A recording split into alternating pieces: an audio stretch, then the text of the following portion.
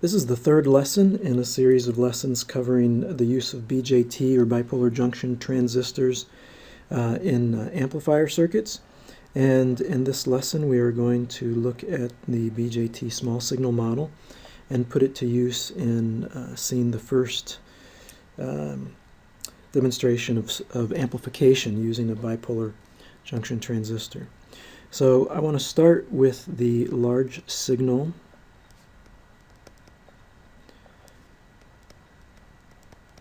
BJT model.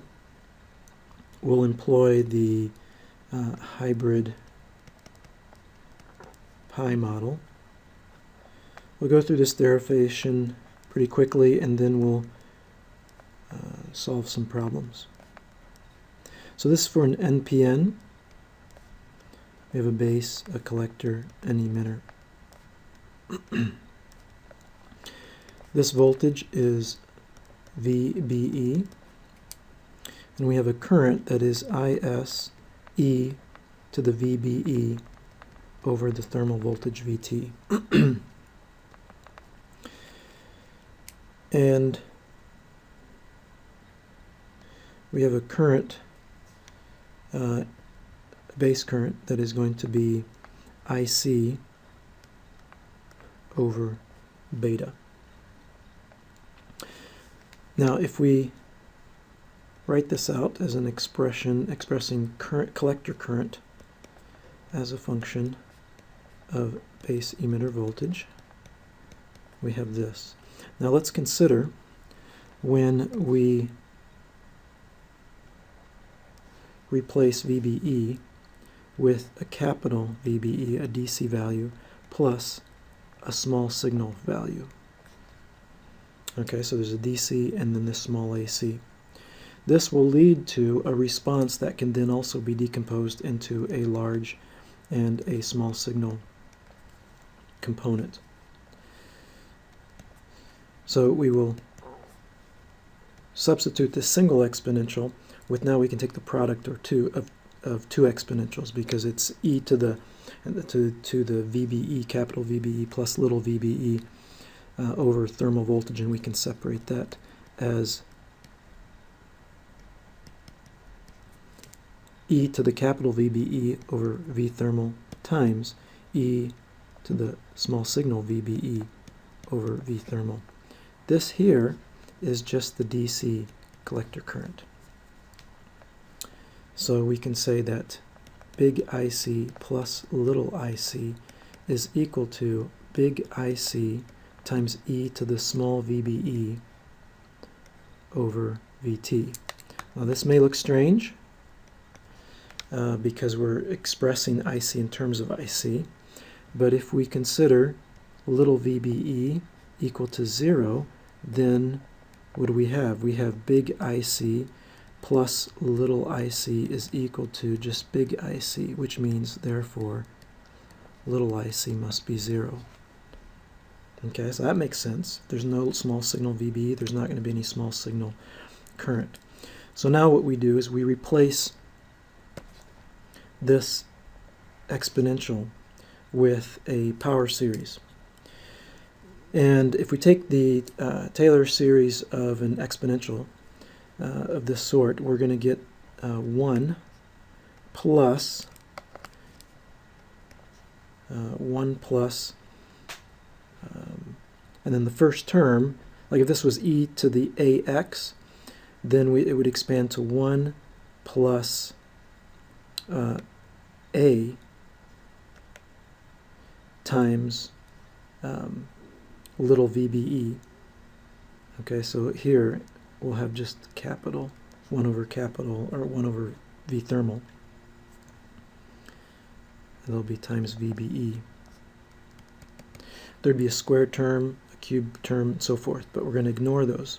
All right, these are all going to be small comparatively. So we now can write that big IC plus little IC is equal to big IC times 1 plus 1 over V thermal times the small signal VBE. And this means that the small signal response the current response, collector current response, is going to be equal to big IC over V thermal times little VBE. And we call this GM, the transconductance coefficient for the bipolar transistor. Now we had a GM for MOSFETs, right? It was that recall, I'll put it up here, recall for MOSFETs. We had GM was equal to 2K IDS, ID, which was also equal to K times big VGS minus V threshold. Okay. So this leads us to the small signal model.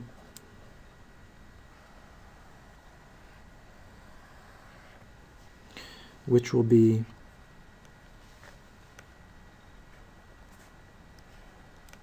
this current source is going to be GM times VBE, small signal.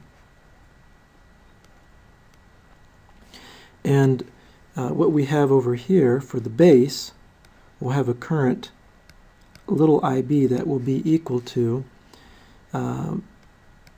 little IC over beta, which could be written as then GM over beta times little VBE. So in other words, the base current is proportional to the VBE voltage. Here's the emitter. And so because the current, the base current, is proportional to the voltage across the base to emitter, we actually have a linear relationship that can be represented as a resistor. And this resistance is, we call R pi, where we write R pi is equal to beta over GM, which can be written here if we substitute GM, we would have, let's see, V thermal over IC over beta, which IC over beta is just the DC base current. So any one of those will do. So there you have our small signal model. This is the hybrid pi model. Okay, small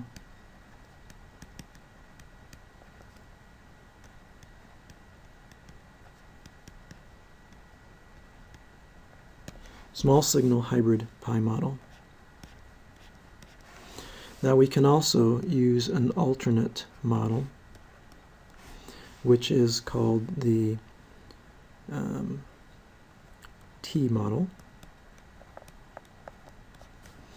And this looks like this.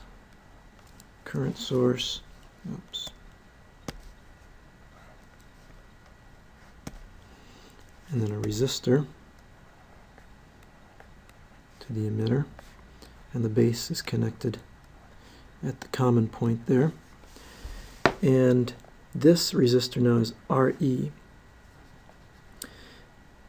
And this RE is going to be equal to VBE over, now this current here is small signal IE. So VBE over IE. Well, that, what is that going to be? We have IE, we can write IE in terms of this, in terms of I base and I collector. All right, so we can, I'm running out of room here, let me go down a little ways. We will say IE is equal to, let's do this, it's going to be beta plus 1 times IB, right? And so now we can write this as 1 over beta plus 1 times VBE over IB, which is what we found to be R pi. Okay, this can also be found to be equal to V thermal over the big IE.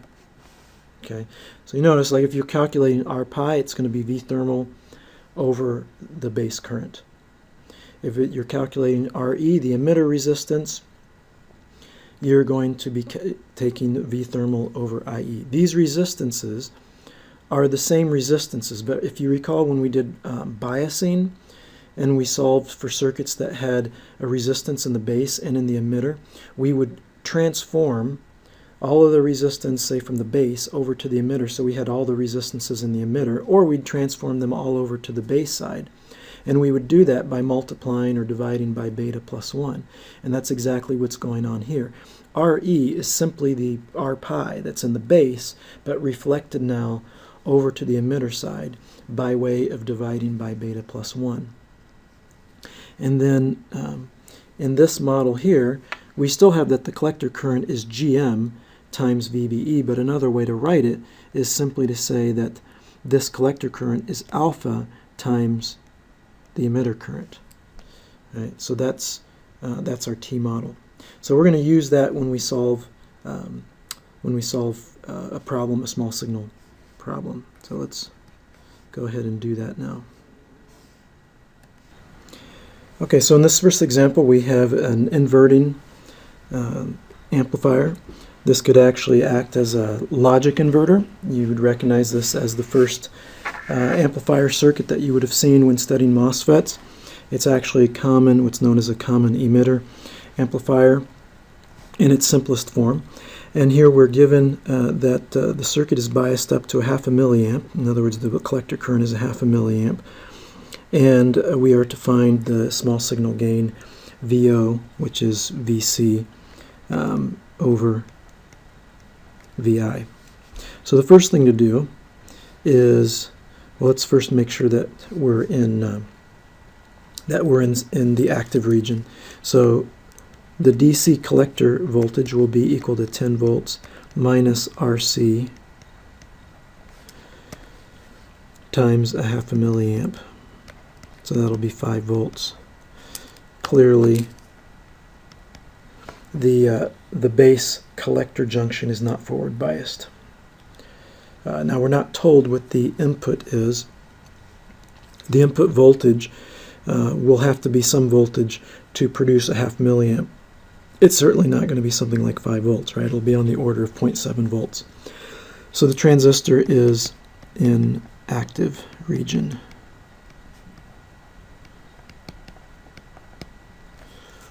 So next what we need to do is we need to find the small signal model. So we need to compute GM. GM is transconductance. It's going to have units of amps per volt. And it is defined as the collector current divided by the DC collector current divided by the thermal voltage, which is going to be 0.5 milliamps divided by 25 millivolts. Okay, which will be equal to 1/50th of an amp per volt, or we could say, let's see, it could be 20, I do this in my head, 20 milliamps per volt. Right, because at 50 volts, it would be 1 amp. 50 volts, it would be 1,000 milliamps, yes. So that's GM. Now, let's go ahead and redraw our circuit. In this case, we'll draw the small signal circuit just to be explicit about this. Recall that for our small signal BJT model, we have an emitter or base to emitter resistance called R pi.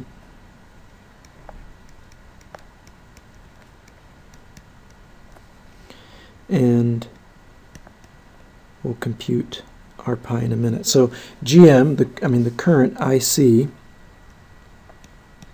small signal IC, is GM times VBE, but VBE in this case is VI, so that's why I've written GM VI. The output is right here at the collector. This is VO, small signal. And we can write that R pi is equal to the thermal voltage divided by the base current. But it is also equal to the thermal voltage over IC times beta, right? Because the base current is IC over beta. So this is beta over GM. Let's assume, I should have said this here, that GM or beta was 100. Okay, so we have 100 over 1/50th. That gives us 5 kiloohms. Okay, 5 kiloohms. So now we can write the output VO. The output VO will be minus times RC times GM times VI. And this will be minus 10k ohms times 1/50th, or 20 milliamps per volt, times VI. This is our open circuit or unloaded voltage gain, AV, and so therefore AV is minus 200 volts per volt. Okay, now we might ask for things like, what is RI? Put this back down here. All right, what is RO? All right, what is the input current, II? Well, RI is simple in this case. We see when we look in from VI, we look in this way, we see that there is a resistance between our positive terminal VI and ground, and that resistance is R pi. So we have a 5 kiloohm input resistance. Notice that this is a lot lower than what is achievable with the MOSFET amplifier, right? How about RO? RO is going to be like we would have seen for a MOSFET amplifier. It is, since we have a current source from collector to emitter, which is grounded, that doesn't contribute any resistance. It's open. Instead, we see RC from collector to ground, so that's 10 kiloohms. That's similar to, or that's identical to what we would have seen with the MOSFET amplifier. And now, because we don't have an infinite input resistance, we would have an II that's equal to VI over RI, right? Which RI is going to be R pi in this case. So if we had a 5 millivolt input small signal voltage, that'd be 5 millivolts over 5 kiloohms. That would give us 5 microamps of input current. In this example, we are given a PNP transistor amplifier, where the PNP transistor is tied up to plus 12 volts, and we have a grounded collector resistance, 5K, and we're told that the bias current collector current is 1 milliamp. So we're to find VO, the big VO, that's the operating point VO, that's going to be simply RC times IC, so that will be 5 volts. So we're going to set at 5 volts. We are to find the approximate VI. Now, by approximate, we are going to assume that the base, or the emitter to base junction, is approximately 0.7 volts. To find this exactly, we would have to know IS for the transistor, right? Along with beta, we have to know IS. And then we could compute using the Shockley equation, could compute exactly what this voltage was. But we're just looking for an approximate voltage. So it's going to be VCC minus 0.7, which is approximately 11.3 volts. So that's going to be the approximate DC voltage for our input VI. And then on top of that, if we inject a small signal riding on top of the 11.3, then we will have amplification of that small signal, and that's the last thing we are to compute. So again, I'm going to draw an AC small signal circuit because this is our first PNP circuit to solve. So we will have a current source, and we'll have our resistor, R pi.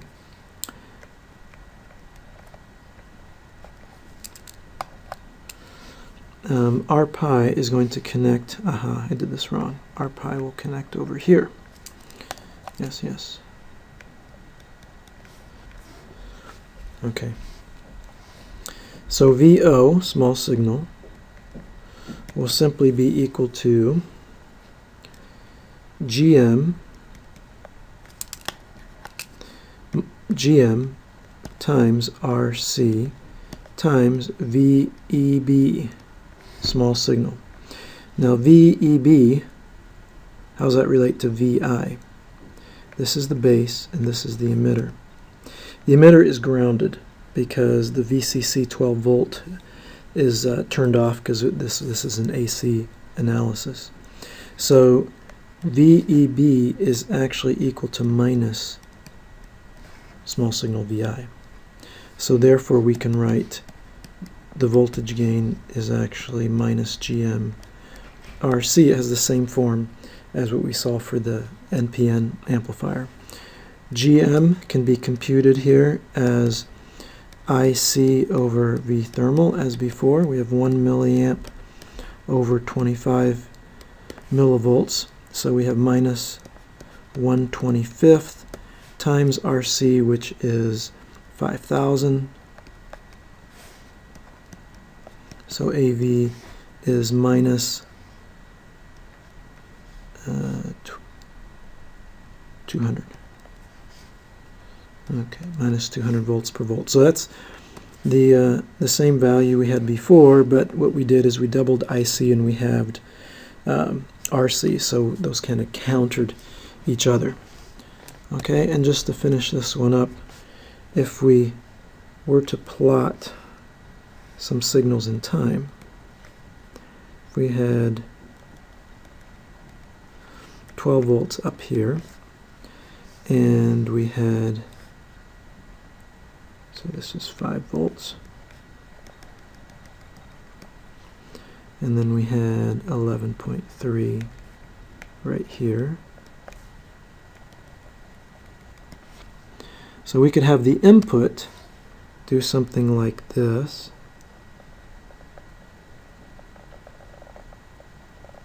And I probably have exaggerated the size of that because 200 times that amplitude is not going to fit on here very well. So this would be VI, right? And it's actually, the blue is actually the complete signal, right? V sub capital I. So it's a DC of 11.3 and then whatever that small signal is writing on there. And then the output here, I don't know if I'm going to be able to draw this very well, but you'll get the idea. I'm not exactly at the same frequency. And it doesn't look too sinusoidal, but you get the idea. This is VO.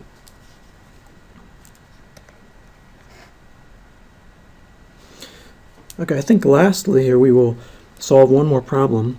We're actually going to go back and resolve problem 3.1, which is right here, but we are going to solve it using, we're asked to solve it using the T model instead of the pi model. So I want to show you how we can use either model, and there's some insights for using either. So here's, let's see, we had IC was equal to 0.5 for the bias. That set the DC voltage at the collector to be 5 volts. So let's redraw the circuit, but now for the small signal, using the small signal model and turning off our DC sources and using the T model. Okay, so this is our T model here. This is GM times, this is, we write it as alpha times IE. Here's IE, and it's our base. So we have VI right here. And RE gets shorted. Okay, there we go. Now, as before, we would write VO is equal to minus RC times this current. The current is alpha times IE. But IE is equal to VI over little RE. So therefore we can write this as minus alpha times RC over RE times small signal VI. And We therefore have a voltage gain that is equal to minus alpha RC over RE. And this is going to be approximately RC minus RC over RE. I say approximately because alpha here, recall, is beta over beta plus 1. So it's equal to 100 over 101, which is about 0.99. Now, let's find RE. Let's double check that we get the same answer as before. RE is going to be equal to the thermal voltage divided by the emitter current, which is equal to IC. The emitter current is the collector current divided by alpha. So it's approximately VT over IC, okay, within 1%. So what is this? It's going to be 20, well, we'll leave, yeah, I'll leave the alpha in there. I'll say it's alpha times, then we'll have 25 millivolts over 0.5 milliamps. So that's equal to alpha times 50 ohms. Okay, so now if we plug this in, we have AV is equal to minus alpha RC, which is 10K, divided by alpha 50 ohms. These cancel, that's why I left that in there, and we get 1,000 over 50, so we see that AV is equal to minus 200 volts per volt, as was found before. So this agrees. Now, the reason I bring this example up, well, for two reasons. One, I wanted to introduce the use of the T-model and show that you can solve any amplifier circuit using either the T-model or the hybrid pi model. They both work. It's not like one won't work. It's just that oftentimes one will work more easily than the other. In this case, it really didn't matter. When we start adding in emitter resistors and when we start looking at amplifier configurations other than this common emitter, so we'll look at common base, common collector, we'll find that some configurations lend themselves to an easier analysis if we use the hybrid pi or the T-model. So, but again, you can use either one. Sometimes you'll end up just doing more work if you don't pick the most efficient one. The other reason I wanted to mention this or use this T-model was for this to highlight this result right here. This is, again, the reappearance of what we saw when studying the MOSFET amplifiers, and that is the gain is the resistance, the ratio of the resistance in the collector branch divided by the resistance in the emitter branch. And so we're going to see this, of course it's a minus in this particular case, but just like we saw with the MOSFET amplifiers, we are going to see it again here, that the voltage gain is going to always show up as a ratio of resistances, where the resistance on top is the collector resistance and the one in the denominator is the emitter resistance. In this case, the emitter resistance is just this small signal RE. It's not a physical resistor, but in the next section of, or the fourth section in this series, where we will actually look at the different amplifier configurations, we'll start adding in some emitter resistance, and we'll see that in that case we'll have a sum of the small RE, the small signal RE that we just found here, this 50 ohms, plus whatever physical external RE we might add as well. With that, I'll stop here, and we'll pick it up with the fourth lesson, where we'll look at the common emitter, common base, and common collector amplifier configurations.